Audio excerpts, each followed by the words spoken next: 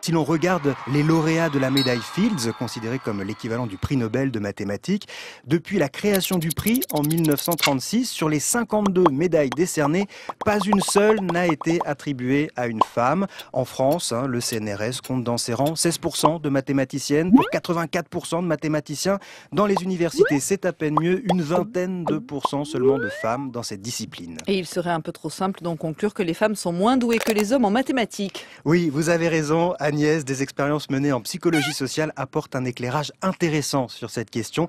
Par exemple, des chercheurs de l'université de Provence ont fait passer un test à des écoliers et des écolières. Alors, ils leur ont montré une figure géométrique assez compliquée en leur expliquant qu'ils allaient devoir la reproduire de mémoire à main levée. Lorsque l'on dit aux enfants qu'il s'agit d'un exercice de géométrie, les filles réussissent moins bien que les garçons. Mais lorsque l'on présente l'exercice comme une épreuve de dessin, eh bien les filles obtiennent des résultats meilleurs que les garçons, alors que le test est rigoureusement le même dans les deux cas. Autrement dit, la seule évocation de la géométrie, référence directe aux mathématiques, constitue un obstacle pour les filles. Tout se passe comme si très tôt les filles intégraient cette idée reçue selon laquelle elles seraient moins bonnes en mathématiques au point qu'elles perdent leurs moyens devant une épreuve de mathématiques.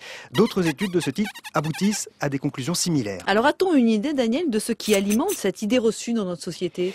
Alors c'est vraiment insidieux, on peut entretenir ce stéréotype sans même s'en rendre compte. Par exemple, les enseignants en mathématiques eux-mêmes, en tout cas certains d'entre eux, auraient leur part de responsabilité. Des chercheurs ont mené des études dans des classes, ils ont observé que dans cette discipline, statistiquement, les enseignants interrogent un petit peu moins les filles que les garçons et que lorsque les filles prennent la parole, ils les incitent à parler un peu moins longtemps. Les chercheurs ont fait ces observations chez des enseignants qui n'ont absolument pas conscience de pratiquer cette différence de traitement et qui souhaiteraient sincèrement qu'il y ait davantage de femmes dans ce domaine.